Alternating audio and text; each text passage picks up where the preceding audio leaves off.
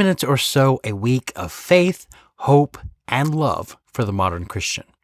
I'm Pastor Bill of the Ecclesian House, and in this installment, we will be talking about talents. Well, I don't want to deceive anyone. We're talking about being a good steward, although even that isn't direct enough. We're going to be talking about money, okay? Money. First off, I just want to address my voice might sound a little different. I have temporary dentures. I had to have everything removed.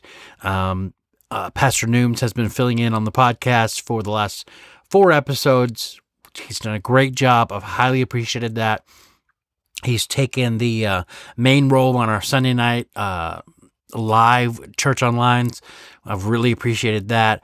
I finally have a handle on my teeth to where my temporary teeth where I can actually talk, but I'm sure you can hear there's a little bit of a difference, but I am excited to get back in the saddle, even though I don't sound exactly like myself, and I'll probably sound a little off until I get my permanent dentures in somewhere along the line here in this year at some point. So, getting back to our topic.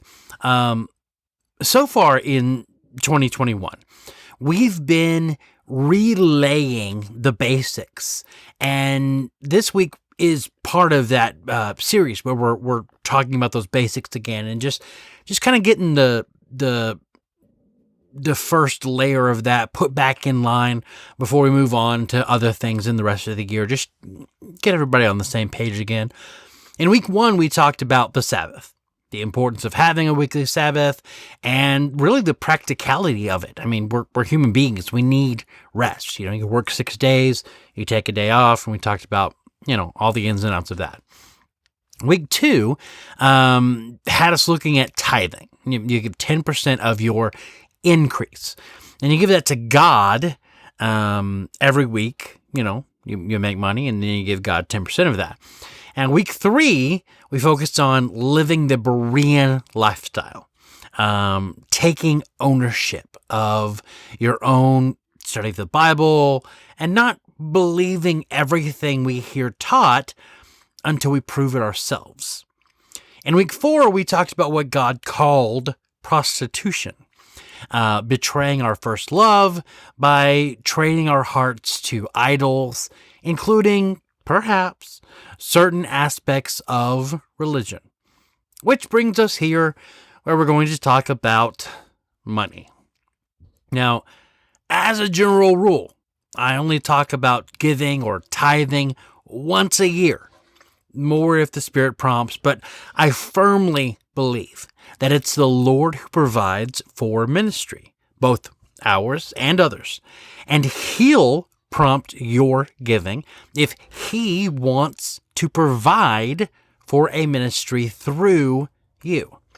And money in general, in the almost 4 years that we've been producing the Berean Manifesto, we've never talked about money, just straight money.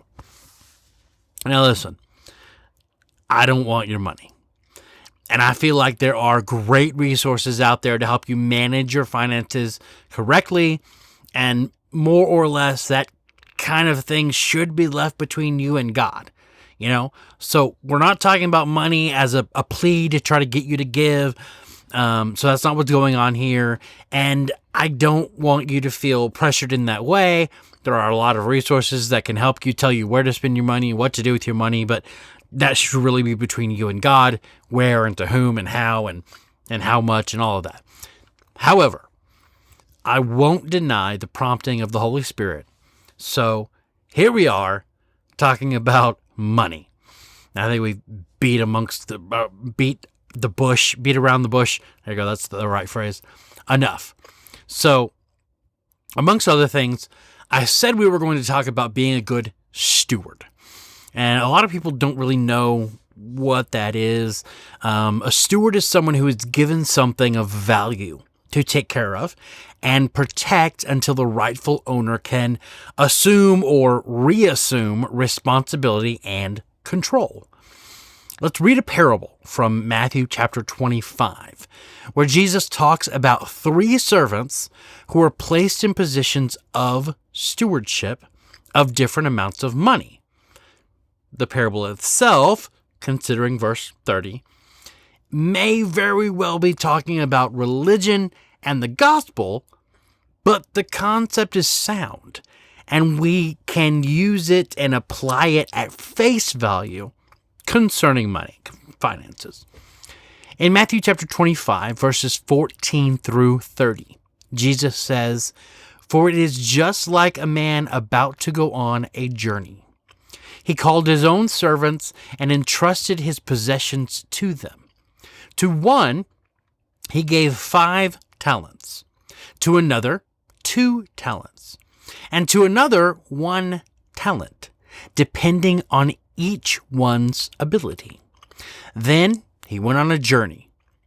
Immediately, the man who had received 5 talents went, put them to work, and earned 5 more. In the same way, the man with 2 earned 2 more.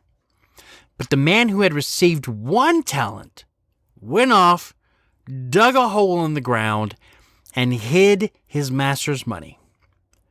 After a long time, the master of those servants came and settled accounts with them.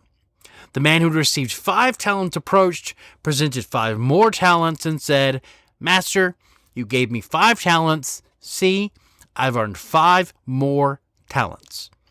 His master said to him, 'Well done, good and faithful servant. You were faithful over a few things. I will put you in charge of many things. Share your master's joy.' The man with 2 talents also approached. He said, 'Master, you gave me 2 talents. See, I've earned 2 more talents.' His master said to him, 'Well done, good and faithful servant. You were faithful over a few things. I will put you in charge of many things. Share your master's joy.' The man who received 1 talent also approached and said, 'Master, I know you. You're a harsh man, reaping where you haven't sown and gathering where you haven't scattered seed. So I was afraid and went off and hid your talent in the ground. See, you have what is yours.' His master replied to him, 'You evil, lazy servant. If you knew that I reap where I haven't sown and gather where I haven't scattered, then you should have deposited my money with the bankers, and I would have received my money back with interest when I returned. So take the talent from him and give it to the one who has 10 talents. For to everyone who has, more will be given, and he will have more than enough. But from the one who does not have, even what he has will be taken away from him.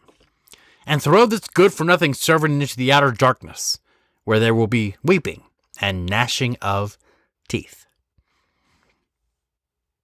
For our purposes, let's swap out talents with income. Looking back at verses 15 through 18, the master entrusted one servant with an income 5 times the poverty level, to another 2 times the poverty level, and the third he paid right at the poverty line, depending on each one's ability. Right. Let's do some quick math on what that actually looks like, right?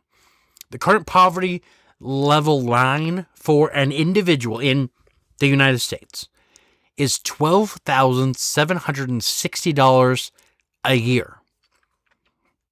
At the current federal minimum wage of $7.25 an hour, this guy must work a minimum of 34 hours a week for 52 weeks a year. No vacations.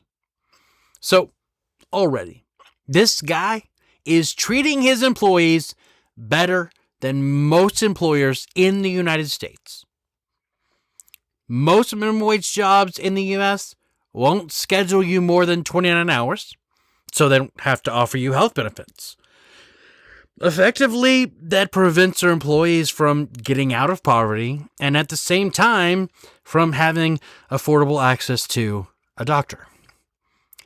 These numbers mean the second guy at twice the poverty level was getting paid $25,520 a year. And the first guy at 5 times the poverty level, $63,800 a year.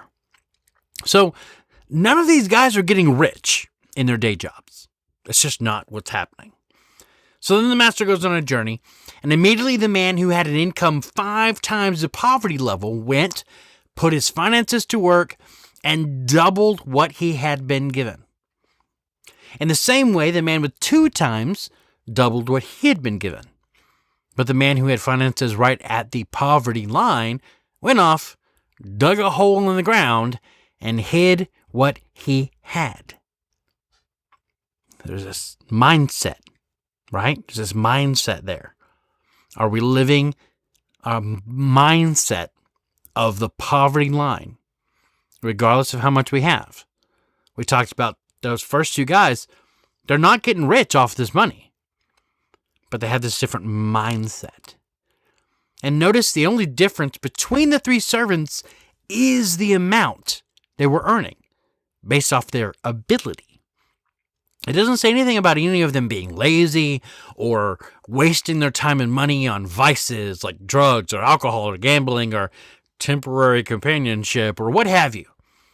In this example, they all have their lives mostly put together and are living pretty clean lives. Also take note that in the original parable, there is no mention of anyone having less than 1 talent. In its truest interpretation of the parable, everyone alive since the time of the resurrection of Jesus is presented a path to find Christ, who is the only eternal salvation. Now, for our purposes, this also works well with what we were saying in our Sunday live church online events, meetings, times, whatever you want to call it, when we were discussing tithing. If you're below the poverty line and you're taking handouts to survive because you have nothing coming in, then you're not tithing. Because you tithe off of what's coming in. And you have nothing coming in, then you have nothing to tithe off of. When you find yourself hurting and truly lacking financially, your focus should be on letting the Lord restore you. Don't get caught up in guilt and shame and sorrow and all of that tries to lie to you when you're already down. The devil will always try to kick you when you're down, and you help him. Your flesh, body, your own psyche, you help the devil kick you when you're down, right? So these first 2 servants, they took what they had. Not a fortune, not a lot of money, but they took what they had, and they didn't blow it on temporary and fleeting things, but utilized it to make it increase. And the third guy, he took what he had, and he didn't blow it either. He didn't. He held on to it. He grabbed it in his hand, and he held on tight. Then he said, "Mine. It's all I have. It's mine. I can't afford to help my neighbor. I can't afford to do this and to do that." Right? He was at the poverty line. He wasn't below it. He wasn't hurting so bad that he's in the food lines. I mean, he could be in the food lines. They would help him, but he's hurt so bad that he can't buy food, right? But it's just tight grip on it. Now, let's take this just one step further, and I want you to just use your mind power on this one, and then come join us on Sunday night, and let's talk it through. You can participate live on the chat, when Nooms and I, Pastor Nooms and I are live on Sunday night at 6:30 p.m. Central Standard Time. What if we replaced talents and income in that parable, and we replaced that with the idea of prosperity? We are all prospered differently.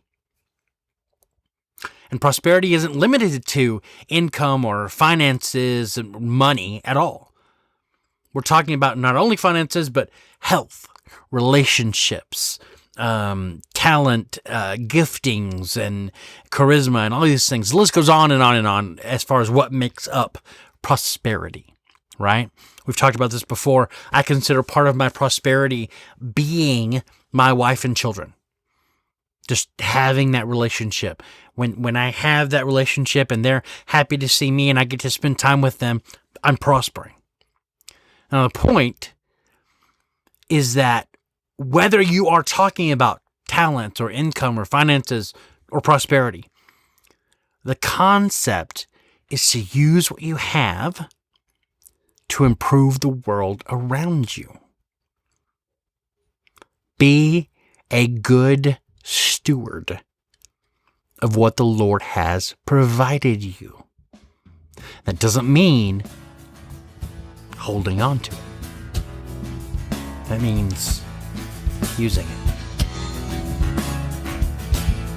This is Pastor Bill saying, until next time.